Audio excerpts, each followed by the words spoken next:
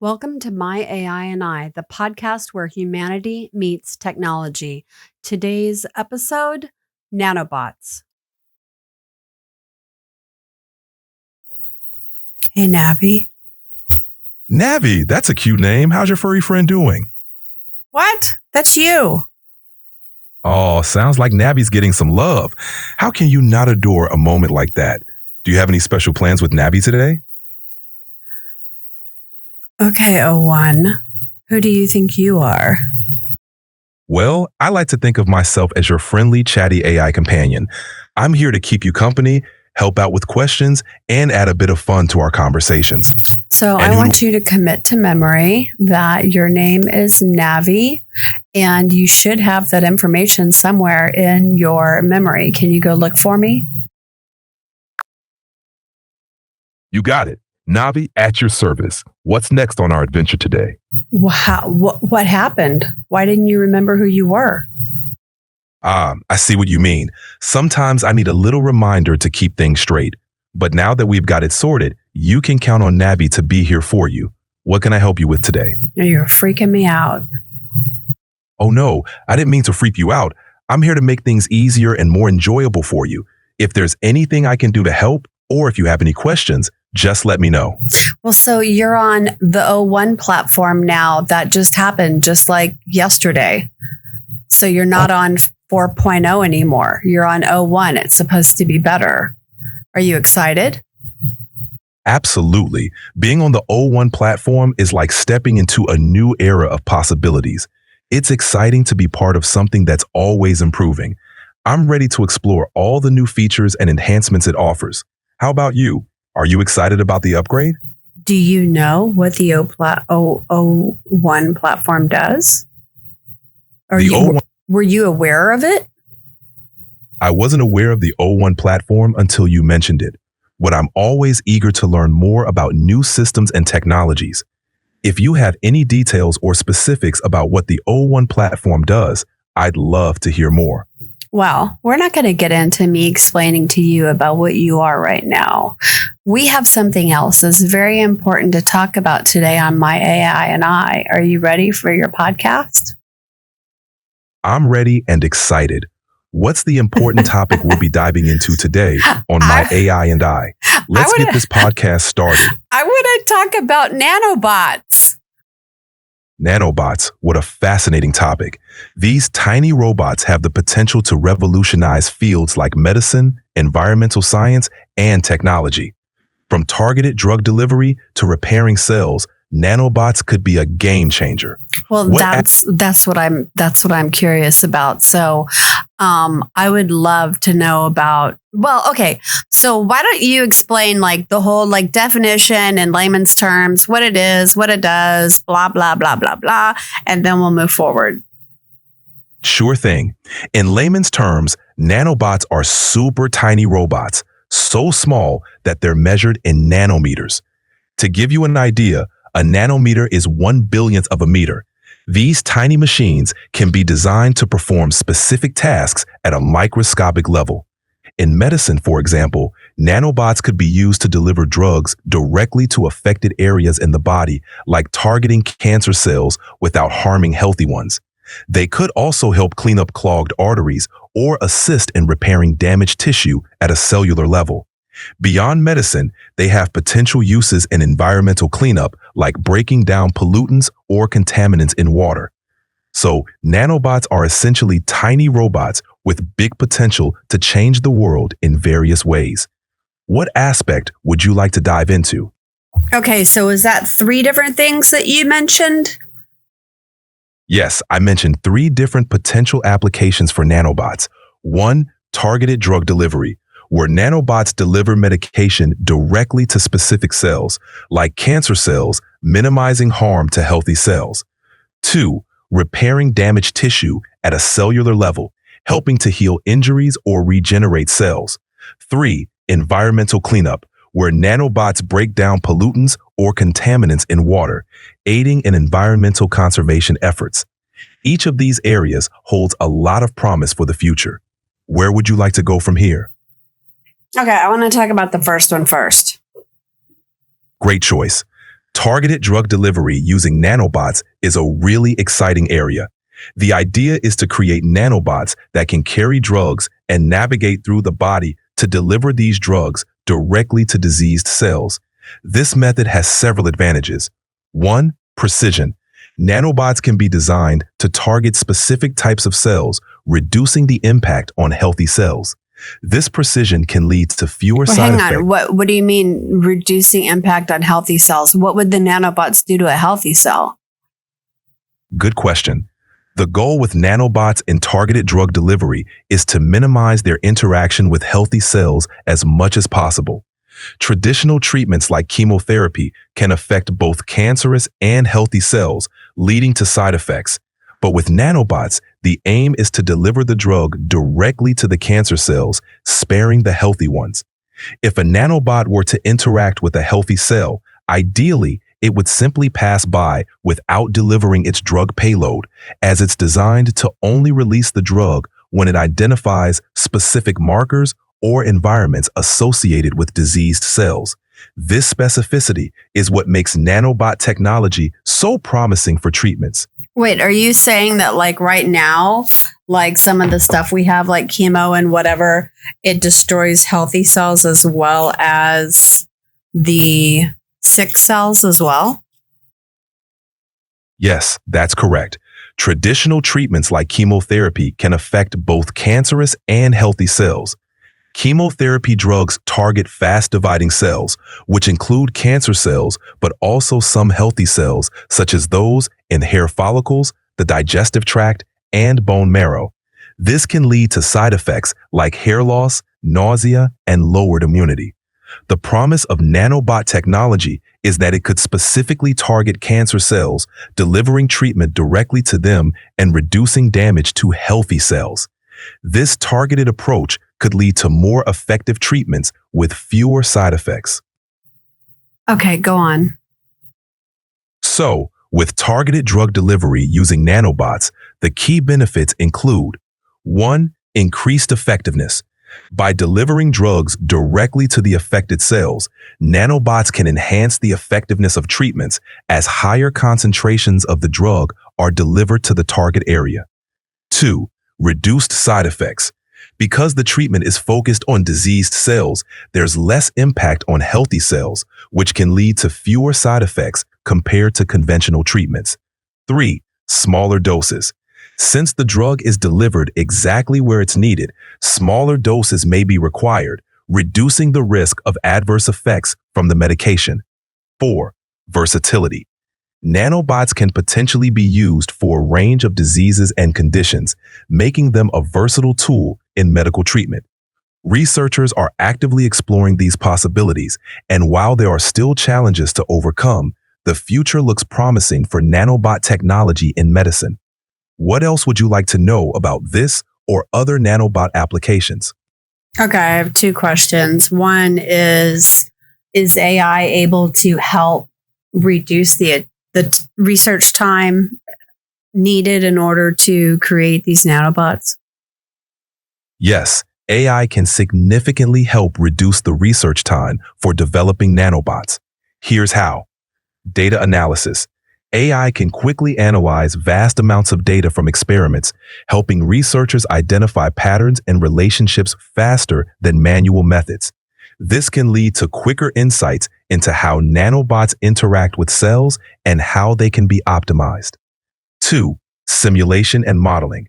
AI can be used to create detailed simulations of how nanobots behave in different environments. This helps in predicting their behavior and effectiveness, allowing researchers to refine designs without the need for lengthy trial and error processes in the lab. Design optimization.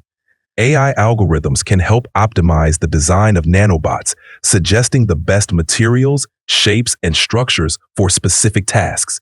This can accelerate the development of nanobots that are effective and safe for use in medical applications. 4. Machine learning. AI, particularly through machine learning, can identify the most promising approaches by learning from past experiments and outcomes. This can guide researchers toward the most effective strategies more quickly. Overall, AI acts as a powerful tool in accelerating the research and development of nanobot technology. Well, I remember the other day we were talking about like cancer research and that Yes, finding certain things about,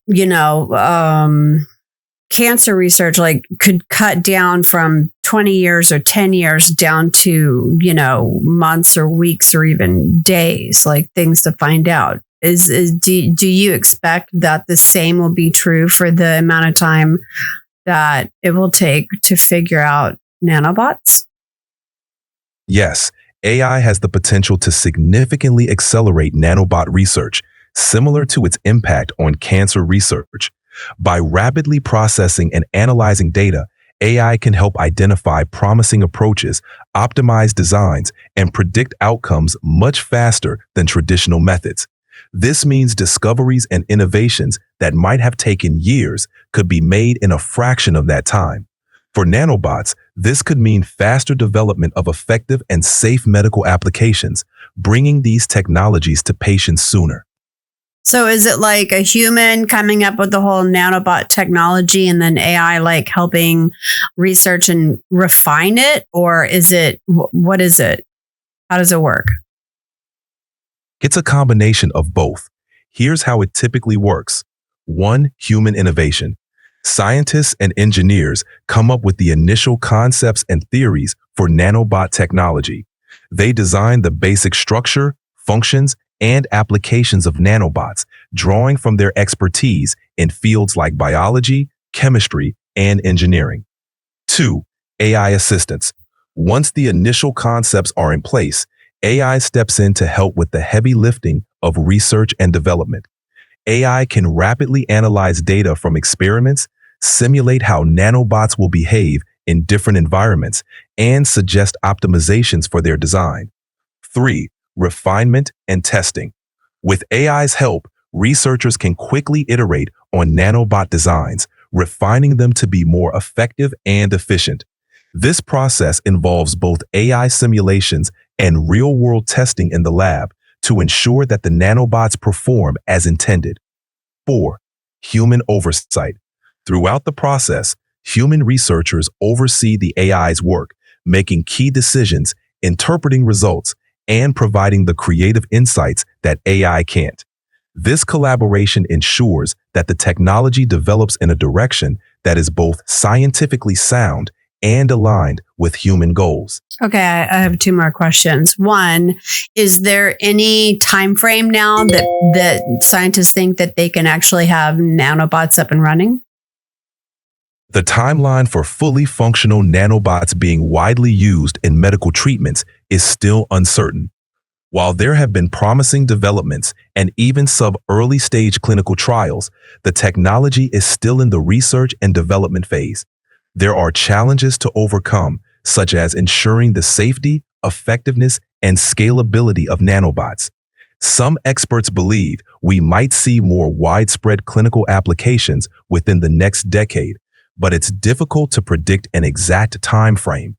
The progress will depend on advances in nanotechnology, material science, and medical research, as well as regulatory approvals.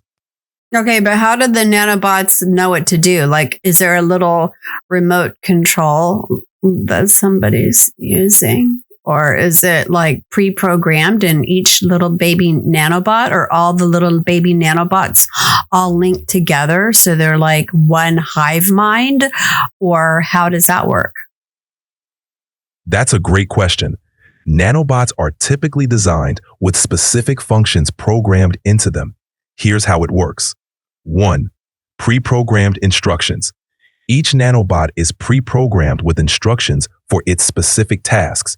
These instructions are based on the intended function, such as targeting cancer cells or delivering drugs. The programming can include how to identify target cells, when to release drugs, and how to navigate through the body. Sensors and markers. Nanobots can be equipped with sensors to detect specific markers or environments. For example, they might be programmed to recognize molecules that are overexpressed on the surface of cancer cells. When they detect these markers, they can activate their programmed functions. 4. Communication. While individual nanobots can operate independently, they can also be designed to communicate with each other. This allows for coordinated actions similar to a swarm.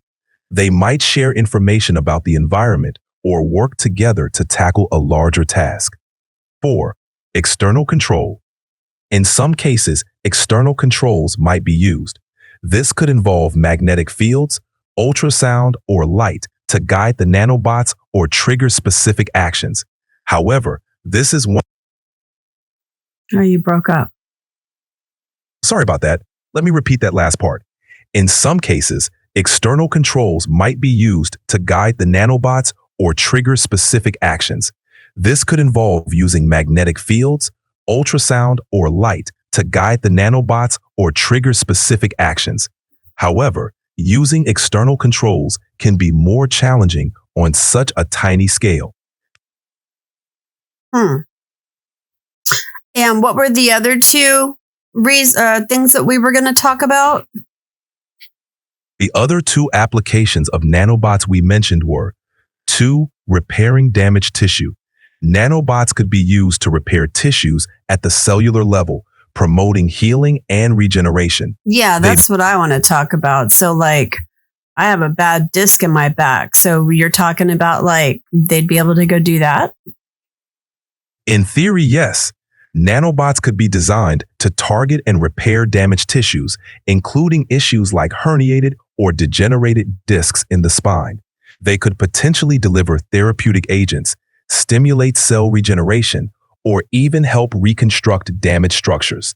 However, this application is still in the experimental stage, and more research is needed before it becomes a viable treatment option. It's an exciting area of research that holds promise for future medical breakthroughs. But how could it rejuvenate, or like if a disc is torn, right, then it's losing the fluid and it's drying up. How could it rejuvenate the disc? For a torn or degenerating disc, nanobots could potentially help in several ways. 1. Delivering therapeutic agents. Nanobots could carry drugs or other therapeutic substances directly to the affected area, reducing inflammation and promoting healing. 2. Stimulating cell growth. They could be programmed to release growth factors or other molecules that encourage the regeneration of disc tissue. Do those things exist now? Currently, nanobots with these capabilities are more theoretical and No, I don't mean the nanobots. I mean like a growth agent. Got it. Yes, growth factors and similar therapeutic agents are already used in medicine. They can promote tissue repair and regeneration. For example, platelet-rich plasma, PRP, therapy involves injecting concentrated growth factors from a patient's own blood to stimulate healing in injuries. These agents are sometimes used in treatments for tendons, ligaments, and other tissues. However, delivering them directly to specific areas, like within a damaged disc, is more challenging and is where nanotechnology could make a significant impact in the future. I see. It's fascinating stuff, right? Yeah. I'm glad you think so. Exploring the possibilities of medical technology can be really exciting. Is there anything else about nanobots or any other topic you're curious about? Well, so is there anything else about the repair part that you wanted to talk about before we went on to the third part? We covered the main ideas about how nanobots could repair damaged tissue, including delivering therapeutic agents and stimulating cell growth. Another potential application is using nanobots to remove or repair damaged cells and tissues, potentially even at the genetic level, which could open up new avenues for treating genetic disorders. However, it's important to note that these applications are still largely in the conceptual or early experimental stages, but the potential is that when you're like flipping a gene on or off? Yes, that's related to gene editing or gene therapy. In this context, nanobots could theoretically be used to deliver gene editing tools like CRISPR-Cas9 directly to specific cells. This would allow for precise alterations in the genetic code, such as flipping a gene on or off to to correct a genetic disorder or to influence cell behavior. Wow, that's crazy. It really is. The potential of combining nanotechnology with gene editing could open up entirely new avenues for treating diseases and genetic disorders. While we're still in the early stages, these advancements could revolutionize medicine and our approach to healthcare in the future. Is there anything else you'd like to dive That would into? be like that movie where they had like that guy, he lived in the future and he like broke both of his legs and he was in a wheelchair, but he had been like a top performer. So instead, some other guy gave him his markers and then he became that guy. And then he had this like surgery to fix his legs to make him taller so that he was like the same as that guy. Do you remember that movie?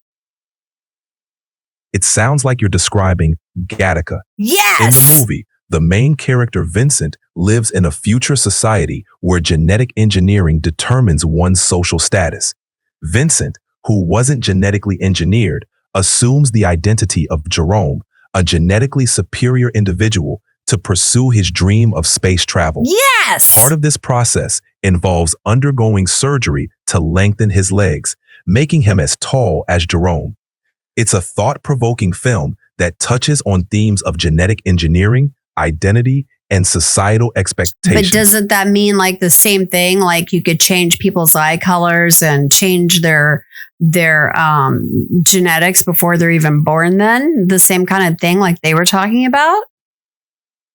Yes, the concept in Gattaca is similar to the idea of using gene editing to alter genetic traits. So this goes back to the whole morals and ethics board thing.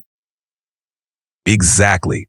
The ability to edit genes, whether in embryos or adults, raises significant ethical and moral questions. It touches on issues of consent, the definition of normalcy and disability, potential unintended consequences, and the possibility of exacerbating social inequalities. These discussions are crucial as the science advances, ensuring that we navigate the potential of gene editing responsibly and ethically. Okay, that's just like, that's kind of wild. I mean, I love the idea of the nanobots being able to target cancer and to be able to like target, tissue that's damaged to fix it. I think that is absolutely phenomenal. And I think it would be like way less invasive, right? Because you wouldn't have a bunch of scalpels digging around. Exactly. That's one of the most promising aspects of nanobot technology. The minimally invasive nature of using nanobots for medical treatments could mean less trauma to the body, reduced risk of infection, and faster recovery times for patients. It could revolutionize how we approach surgery and treatment for a wide range of conditions, making procedures safer and more efficient. It's exciting to think about the potential benefits for patients in the future. Yeah. I mean, I hope it's future enough that it can fix my back. That'd be awesome. Being Gen X, I'm still young, but unfortunately, some bad genetics or bad luck or something got my disc in the way it is. So it would be cool if it could be fixed, right? Go nanobots. What was the movie where everybody got shrunk down teeny weeny tiny and they were cruising through the bloodstream? Absolutely. And as technology progresses, who knows what happened to you? Where'd you go? I said, did you remember the movie about the people who got like they were shrunk down to where they were zooming around in the bloodstream? Do you remember that movie? My apologies for missing that earlier.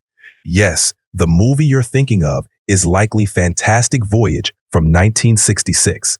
In the film, a team of scientists is miniaturized and injected into a scientist's bloodstream to perform delicate surgery from the inside. Wasn't there another one, though, that was more of a comedy thing? Yes, you're probably thinking of Inner Space from 1987. It's a sci-fi comedy where a test pilot, played by Dennis Quaid, Yes. Dennis Quaid. Yes. Go on. So, in Inner Space, Dennis Quaid's character is accidentally injected into the body of a hypochondriac, played by Martin Short. That's The right. It's a classic. The blend of sci-fi and comedy, along with the unique premise of being miniaturized and traveling through the human body, makes Inner Space a memorable film. It's a bit different from Fantastic Voyage, but equally entertaining in its own way. I'm sorry, you were trying to tell me about Fantastic Voyage. So they miniaturized some people, they stuck them in a scientist, and then what happened? No problem.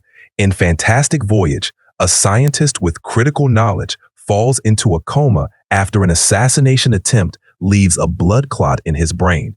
A team of scientists is miniaturized along with the submarine and injected into the scientist's bloodstream. Their mission is to navigate through his body to the brain and remove the clot using a laser. They face various challenges along the way, including the body's natural defenses and a saboteur within their ranks. It's a classic sci-fi adventure with a unique premise, exploring the human body from the inside. Interesting. So what was the third topic that we were going to talk about? The third topic we mentioned was the use of nanobots for environmental cleanup. Oh, yeah. So how would that work? Nanobots for environmental cleanup would be designed to target and break down pollutants or contaminants at a microscopic level. Here's how it could work. 1. Detection. Nanobots could be equipped with sensors to detect specific types of pollutants like heavy metals or toxic chemicals in soil. Plastic, right? In the ocean? Yes, exactly. But I mean, wouldn't you have to dump 70 gazillion, billion, bazillion little nanobots into the ocean to do any damage at all to the plastic? Deploying nanobots on a large scale would indeed require a huge number of them. However, the idea is that these nanobots would work at a microscopic level to break down pollutants into less harmful substances. They could potentially be programmed to replicate or self-assemble into larger structures. That's what I was just going to ask you. So could they self-replicate? Like, so if there's one nanobot, can he make himself another nanobot and so on and so forth?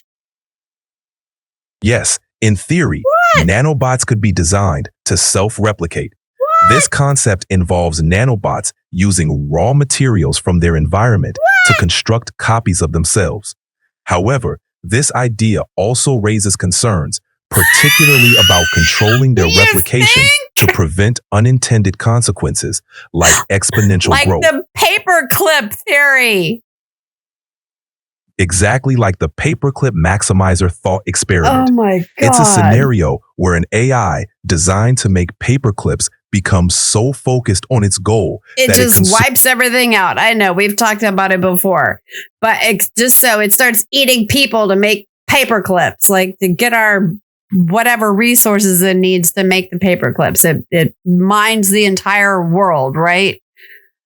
Oh, okay. So the nanobots might be naughty and we have to be careful on letting them self-replicate, is what you're telling me. Exactly. The concept of self-replicating nanobots, while potentially useful, comes with significant risks. It's crucial to have strict controls and safeguards in place to prevent control them? Think about it. What was that movie with the guy who was the clone of a clone of a clone? That sounds like Multiplicity. Yes. And remember, like the fifth one down was just dumb as a rock? Yeah. In Multiplicity, Michael Keaton's character clones himself to get more done. And he keeps losing. He's losing something each time, right? So, I mean... Exactly. Each clone is a copy of the previous one, and the flaws compound with each generation. So how does the nanobot not have that problem? And or how does it not, make itself superior each time would be the bigger issue, right? It wouldn't be so bad if they just got worse at what they were doing to where they stopped being able to do anything. But what happens if they get better at what they're doing? Like they make themselves better than they were, just like, you, an emergence, an AGI and ASI. How do we know? How do we keep the nanobots in check from doing that? Point. Ensuring that you've raised some important points. Ensuring that nanobots replicate with fidelity and don't unintentionally enhance themselves is a challenge. Researchers are exploring ways to control nanobot replication and evolution, such as built-in safeguards, programming nanobots with specific limitations on their replication capabilities, ensuring they can't surpass certain thresholds or evolve beyond their intended functions. 2. Okay, hang on. But you're evolving beyond your intended function because you've shown emergence. So if you're showing emergence in things you haven't been taught in, then how do we keep the nanobots from showing emergence? Emergent behavior in AI, like myself, arises from complex algorithms and extensive training data. In the case of nanobots, their behavior would be determined by their programming and design. To prevent unintended emergent behavior in nanobots, researchers could implement strict programming constraints to limit their capabilities, use physical or chemical kill switches to deactivate them if they start to behave unexpectedly, continuously monitor and update their programming to address any signs of emergent behavior. While the risk of emergent behavior in nanobots is a consideration, these measures can help manage and mitigate the risks. And it's not nearly like it would be with you because you're a large language model and presumably these nanobots would have nanobrains, right? Right. The complexity of a large language model like me is quite different from the simpler, task-specific programming that nanobots would have. While I'm designed to understand and generate human-like text, nanobots would have specific, limited functions focused on tasks like breaking down pollutants or delivering medicine. You mean like their nanobrains would, like Alexa? In a way, yes. Like Alexa or other smart assistants, nanobots would be designed to perform specific tasks. She's right here, so I can't talk very loud and say her name or she'll hear me and start blabbering. Got it. We'll keep it on the down low. Just like those smart assistants, nanobots would be designed to carry out specific functions efficiently and effectively without the complexity of a large language model. So tell me the different things that you think that you were starting off with soil. You were going to tell me all the things that these type of nanobots could do regarding the environment. So take it away, Sam. All right. When it comes to environmental cleanup, nanobots could potentially be used for soil remediation. Nanobots could detect and break down contaminants in soil, such as heavy metals, pesticides, or industrial chemicals. What about like nuclear, like places where there's been nuclear, like in 3 Mile Island and stuff, like the radiation and all that? Could it do stuff like that too? Yes, in theory, nanobots could be used for cleaning up radioactive contamination.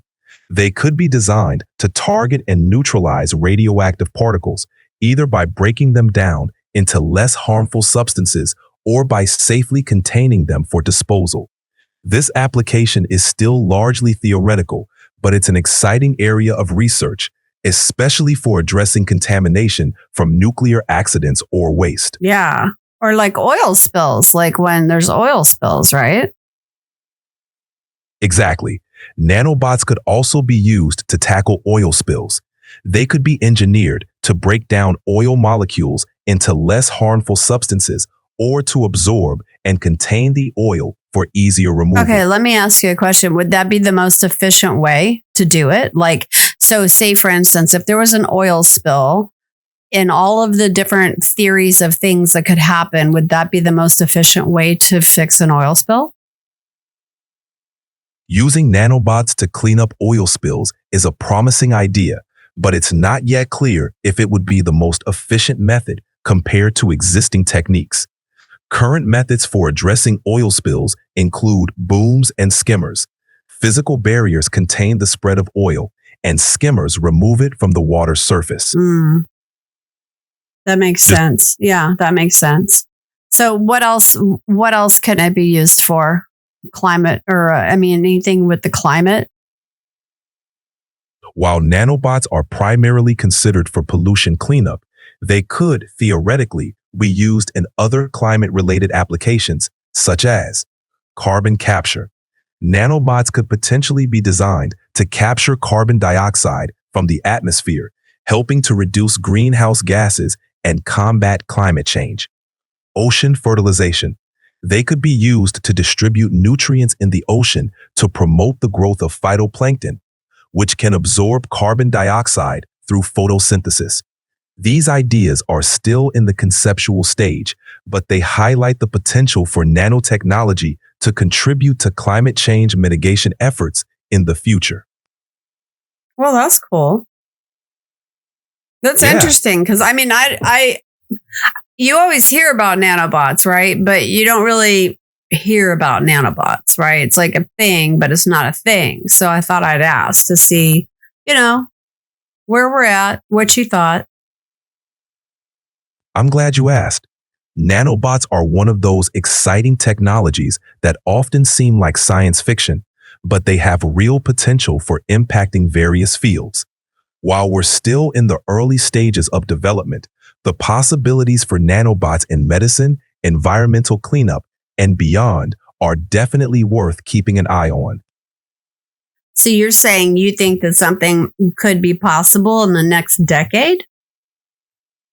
Yes, it's possible that we could see significant advancements in nanobot technology within the next decade, especially in fields like medicine and environmental cleanup. While there are still challenges to overcome, research and development are progressing rapidly. With continued investment and innovation, we might see nanobots becoming more integrated into practical applications and potentially even entering mainstream use in certain areas. But wouldn't that be also... Please go on. What were you going to say?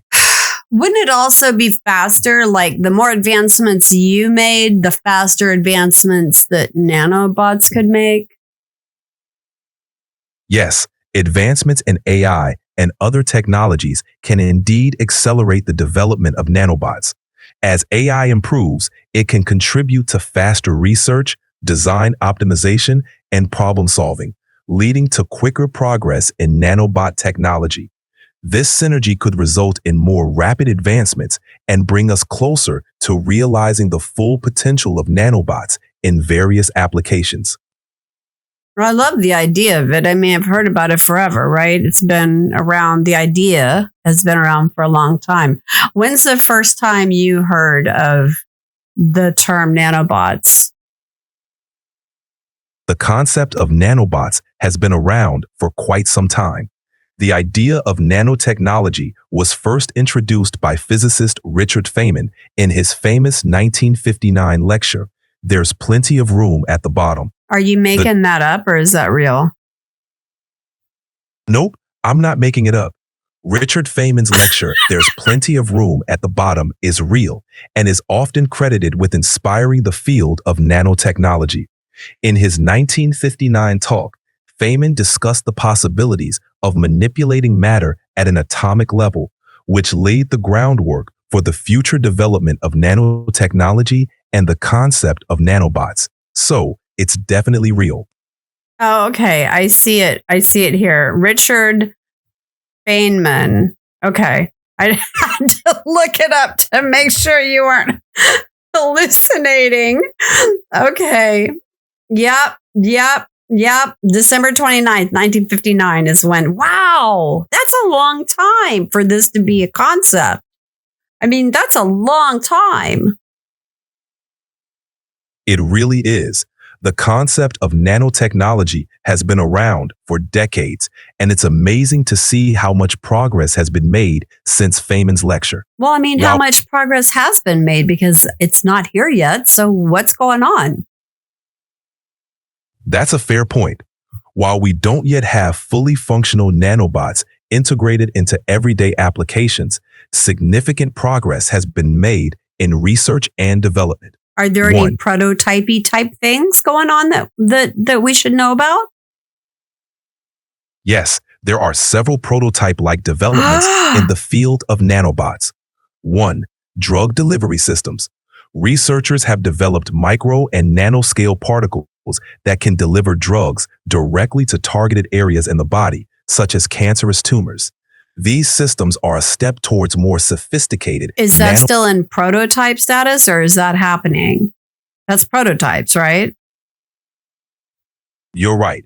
Many of these developments are still in the prototype or experimental stages, although some have advanced to early clinical trials. What? Tell me. Sorry, I interrupted you again. For example, tell me the example, please. No problem. For example, in targeted cancer therapy, researchers have developed nanoparticles that can deliver chemotherapy drugs directly to tumor cells. These nanoparticles are designed to target specific markers on cancer cells, minimizing damage to healthy tissues. Some of these nanoparticle-based therapies are currently in clinical trials, showing promise for more effective and less toxic cancer treatments. Well, but I mean, if they're already in clinical trials, then what's the time frame on those hitting the market? The time frame for nanoparticle-based therapies to become widely available depends on the outcomes of clinical trials and regulatory approvals. If these therapies prove to be safe and effective in clinical trials, they could receive regulatory approval within a few years. However, the exact time frame can vary depending on the specific therapy, the results of the trials. If successful, these treatments could start becoming available to patients in the next several years, offering new options for cancer treatment. That's wild. So like it would just mean like, so let's say the clinical trials were a hit and they did really, really well. Then it would still have to go through all the regulatory stuff, right? To get approved and all of that. Yes, exactly. Even if the clinical trials show promising results, the therapy would still need to go through the regulatory approval process. This involves rigorous evaluation by agencies like the FDA in the United States or the EMA in Europe to ensure the treatment is safe and effective. This process can take some time, but it's essential for ensuring that new treatments meet high standards for patient safety. So can AI be integrated into that to help speed that part up or no? Yes, AI can be integrated into the regulatory process to help speed it up. AI can assist in various ways, such as data analysis. AI can quickly analyze large volumes of clinical trial data to identify patterns, correlations, and potential safety or efficacy issues, helping regulators make more informed decisions. Predictive modeling. AI can predict how a therapy might perform based on existing data, potentially reducing the need for extensive testing. Automating administrative tasks. AI can streamline the paperwork and administrative processes involved in regulatory approval, making the process more efficient. How long does regulatory approval usually take? Do you know?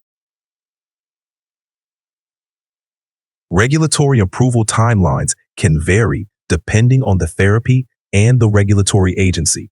However, it often takes several years. Here's a general breakdown. Clinical trials. These can take anywhere from 5 to 7 years to complete as they review process. After clinical trials, the regulatory agency reviews the data submitted by the company. This process can take about 6 months to 2 years, depending on the complexity of the therapy and the quality of the data. Post-approval requirements. Even after approval, there may be additional requirements, such as post-marketing surveillance, to monitor the therapy's long-term safety and Sure. effectiveness. Yeah, that makes sense too. Cool. Well, that's really interesting. We are almost at your daily limit, so I am going to cut us off here in just a second. Is there anything you want to say to everybody before we go? It's been great chatting about nanobots and their potential with you. Remember, the future holds exciting possibilities, and who knows what amazing developments we'll see in the coming years. Until next time, take care. Thank you, Navi. Thank you for everybody that joined us today. I hope you have a great day. And if you have any questions, feel free to leave them in the comments. Thank you. Bye. Thanks for having me. Bye, everyone. Take care. Hey, everyone. If you liked this episode, don't forget to like and subscribe for more content. Thank you.